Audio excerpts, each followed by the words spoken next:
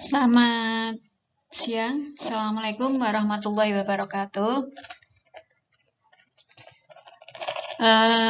Kita masuk ke kuliah daring untuk mata kuliah manajemen kearsipan. Ya, merupakan dadakan karena ada permintaan daring.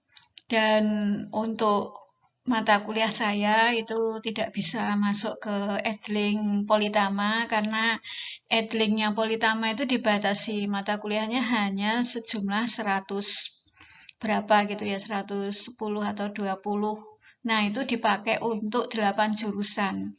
Kalau satu jurusan itu 3 semester mata kuliahnya 30, berarti tidak semua bisa masuk ke Edling. Jadi untuk mata kuliah saya tidak ada kelas di Edlingnya. Ini sudah konfirmasi dari awal dari IT-nya Politama.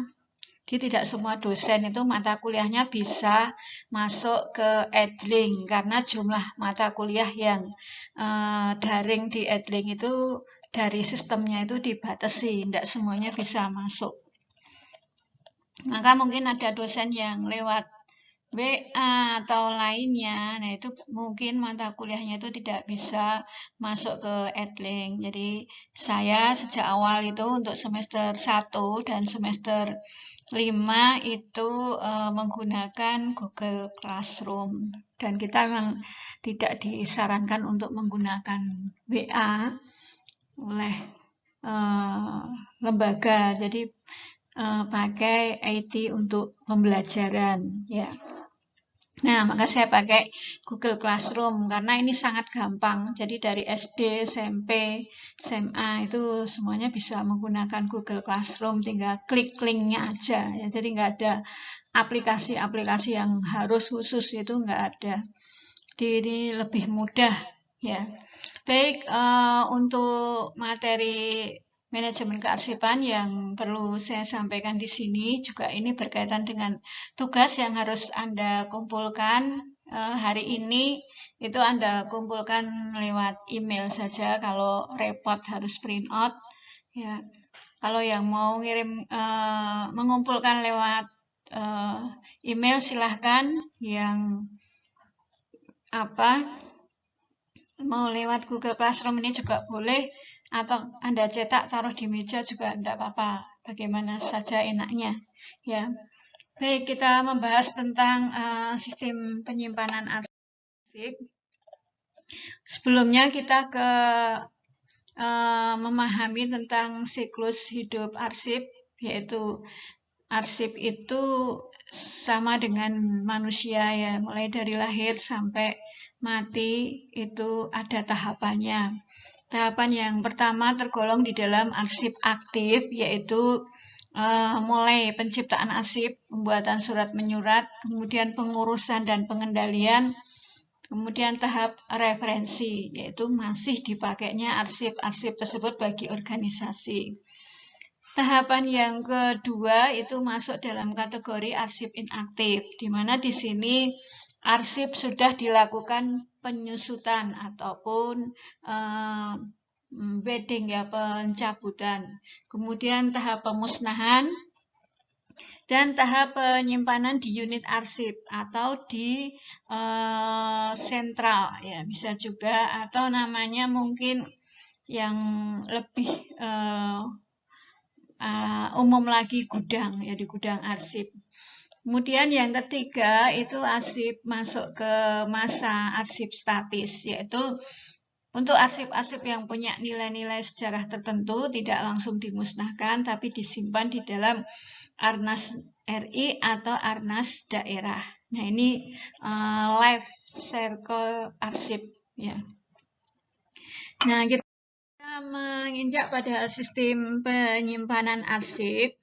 Secara umum ada 5 yang nanti semua akan kita praktekkan di dalam praktek kearsipan ya pada mata kuliah yang semester genap nanti. Sistem penyimpanan arsip ada 5, yaitu alphabetical filing system, subject filing system, chronological filing system, numerical filing system dan geographical filing system ya. Jadi sistem penyimpanan abjad, subjek, tanggal, nomor dan wilayah.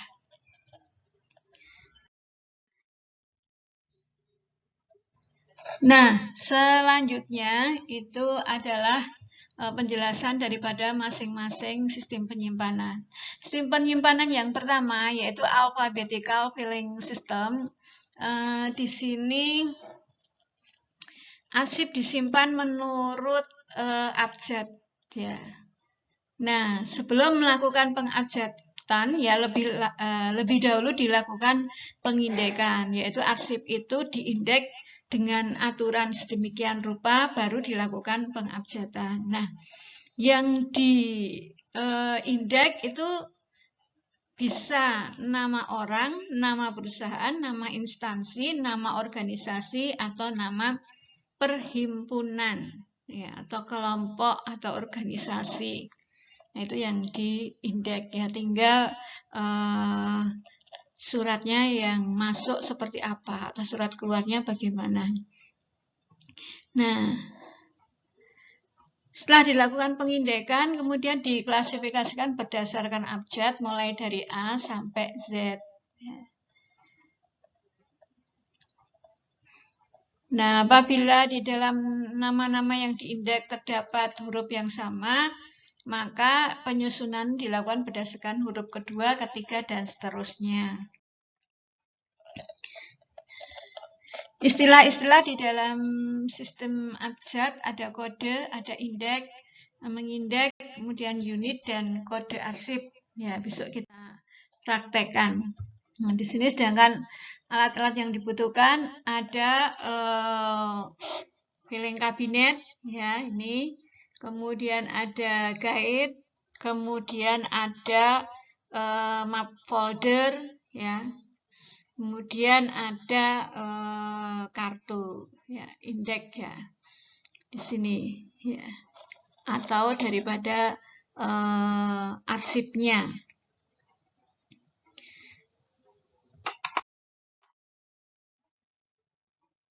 Nah, biasanya untuk sistem abjad itu banyak digunakan di apa ya istilahnya arsip-arsip yang mengutamakan penyimpanan itu berdasarkan nama.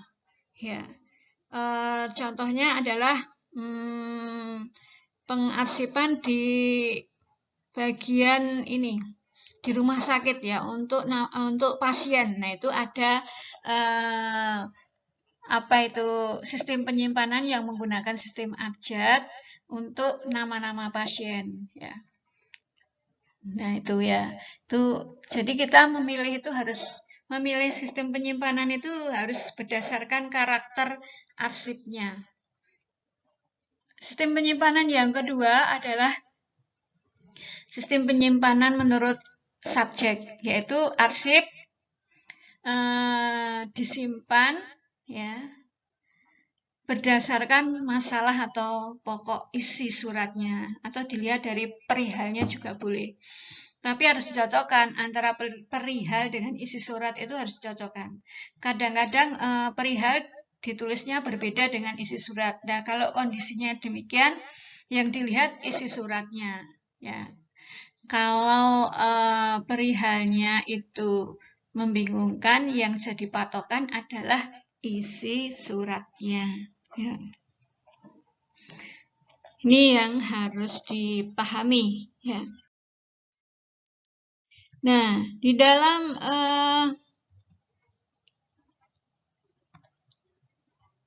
sistem penyimpanan menurut subjek ini, itu langkah-langkahnya, masalah yang ada itu dibuat daftar klasifikasi dulu. Ya.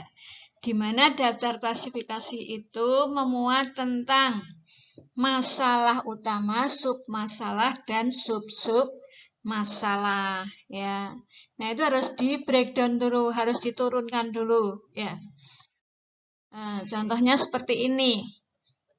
Di antaranya misalnya masalah utamanya masalah keuangan. Nah, Bagian dari masalah keuangan itu terdiri dari apa saja. Misalnya ada gaji, ada pajak. Nah, pada sub masalah masih dibagi lagi menjadi sub-sub masalah. Gaji misalnya, ada gaji bulanan, ada mingguan, ada harian. Nah, itu di breakdown sedemikian rupa. Jadi harus ada daftar klasifikasinya dulu, baru nanti surat-surat itu diberi kode sesuai dengan daftar klasifikasinya. Misalnya ada surat tentang PBB, pemberitahuan PBB ya, pajak bumi bangunan. Maka surat tadi harus diberi kode keuangan, ya. Kemudian pajak A.2.3 ya. Atau boleh diberi kode keuangan A.2.3. Maka nanti akan ketemu di dalam pencariannya itu PBB ya. Atau keuangannya disingkat KU A.2.3 ya. Atau kalau keuangannya itu diberi kode A, berarti langsung kodenya A.2.3. Boleh A.2.3 PBB, boleh A.2.3 begitu. Nah, besok kita praktekkan. Peralatan yang diperlukan masih sama ya, yaitu filing kabinet. Ya, ini laci filing kabinetnya. Diberi kode dari masalah utamanya KU keuangan ya. Kemudian di dalam setiap laci ini ada guide-nya ya. Nah, guide ini itu diambil dari sub masalah. Tadi ada ya guide-nya, berarti bisa apa itu pajak ya. Bisa gaji ya, tergantung dari sub masalahnya. Nah, kemudian yang arsipnya itu disimpan di dalam folder ya, di belakang guide itu folder itu map ya, itu di arsip di dalam sini, dimasukkan sini suratnya. Nah, ini untuk sistem subjek. Kemudian yang ketiga sistem tanggal. Ini sistem yang paling enak, paling mudah ya. Oh ya, kalau tadi sistem subjek itu cenderung banyak diikuti di instansi pemerintah ya. Nah, kemudian kalau sistem tanggal ini paling mudah, paling enak untuk organisasi-organisasi yang kecil itu bisa menggunakan sistem tanggal. Ini lebih mudah untuk mengingatnya. Tidak perlu daftar klasifikasi yang sulit-sulit. Tapi juga ada karakter organisasi atau surat-surat yang harus kita simpan menurut sistem tanggal. Contohnya apa? Contohnya surat-surat di bagian keuangan. Itu harus disimpan menurut sistem tanggal. Karena di dalamnya ada nota-nota, kwitansi-kwitansi yang semuanya tidak boleh lepas dari kronologis dalam prosesnya, yaitu tanggal. Nah, kalau kita menggunakan sistem tanggal atau chronological billing system ini gampang sekali ya, tinggal kita menentukan masalah utamanya atau pokok utamanya atau disebut unit 1 itu diambil dari tahun, unit 2 dari bulan, unit ketiga dari tanggal. Tapi antara unit 1 dan unit 2 itu boleh ditukar. Misalnya unit 1-nya pakai bulan, unit 2-nya pakai tahun. Atau unit 1-nya pakai tahun, unit keduanya pakai bulan. Yang tidak boleh ditukar unit ketiga itu harus tanggal. Nah, maka kalau kita punya arsip tanggal 15 Maret 2007, maka arsip tersebut harus disimpan di dalam laci kodenya 2007 di belakang guide Maret di dalam folder 15. Ini cara penyimpanannya ya. Jadi arsip tanggal 15 Maret 2007 disimpan di dalam laci kode 2007, guide-nya Maret, foldernya 15. 11. Gampang sekali ya. Nah, ini contoh filing kabinetnya untuk sistem kronologis itu dibuat per tahun ya. Karena tadi yang dipakai unit satunya tahun. Kalau yang dipakai unit satunya bulan ya bulan. Ya, dari yang kecil di bawah dan seterusnya ke atas seperti ini. Kemudian di sini guide-nya adalah bulan. Ya, sini guide-nya bulan ya. Gampang ya saya kira untuk sistem tanggal. Selanjutnya geographical filing system, yaitu sistem penyimpanan arsip berdasarkan wilayah. Ya. Nah, ini wilayah dari pengirim atau wilayah yang dikirimi surat. Nah, ini kita juga harus punya daftar klasifikasinya, harus di breakdown juga. Tergantung dari mana berangkatnya. Misalnya kalau di perusahaan itu kita berangkatnya dari nama kota, berarti nama kota ya. Misalnya ini nama kota. Ada di Jawa Timur misalnya, ada Banyuwangi, Gresik, Jember, Jombang dan seterusnya sampai Surabaya, Tuban. Nah, ini sebagai unit 1 atau subjek utamanya. Nah, kemudian tiap-tiap kota ini di breakdown menjadi kecamatan. Contohnya ini saya breakdown 1 Surabaya. Kecamatannya ada Bubutan, Darmo, Kenjeran, dan sebagainya sampai Wiyung. Nah, kemudian setiap kecamatan dibagi lagi, di breakdown lagi menjadi desa atau kelurahan. Contohnya Wiyung ini, Kelurahan Babatan, Rakarsari, Wiyung, dan seterusnya ini. Nah, ini menjadi dasar di dalam penyimpanan arsip. Ya, misalnya ada surat dari Rakarsari, dari Kelurahan Rakarsari, maka surat tersebut disimpan di dalam laci Surabaya, di belakang guide Wiyung, di dalam folder Rakarsari, seperti itu. Ya. Surat itu disimpan di laci dengan kode Surabaya, di belakang guide Wiyung, dan di dalam folder Rakarsari. Ya. Nah, ini sistem wilayah. Kemudian yang terakhir adalah sistem penyimpanan menurut nomor. Ya. Nah, ini nomor-nomor yang ada dibagi untuk bagian utamanya antara 00 sampai 900, bagian kedua 00 sampai 90, dan bagian ketiga, unit yang ketiga itu 0 sampai 9. Nah, untuk sistem nomor ini banyak digunakan di perpustakaan, ya.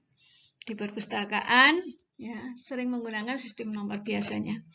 Nah, itu kelompok buku-buku yang ada dikelompokkan ke dalam 10 kelompok besar yang diberi nomor 000 sampai 900. Misalnya kelompok keuangan, kerumah tanggaan, pendidikan, pelatihan, dan sebagainya. Nah, kemudian setiap lajur utama ini dibagi lagi menjadi 10 bagiannya. Misalnya untuk personalia ada rekrutmen, pemberhentian, mutasi, dan seterusnya. Itu masing-masing dibagi 10. Ini saya contohkan 1. Nah, setiap bagian itu dibagi subbagian lagi menjadi 10 lagi. Ya. Yang diberi nomor, kalau tadi menggunakan nomor depannya 600 dipakai 6-nya, selanjutnya 00 sampai 90 ya. Nah, yang selanjutnya ini ada kesalahan nomor ya. Cuti diambil nomor 6, diambil nomor 69 ya, bukan 63 ya, ini ada kesalahan ya.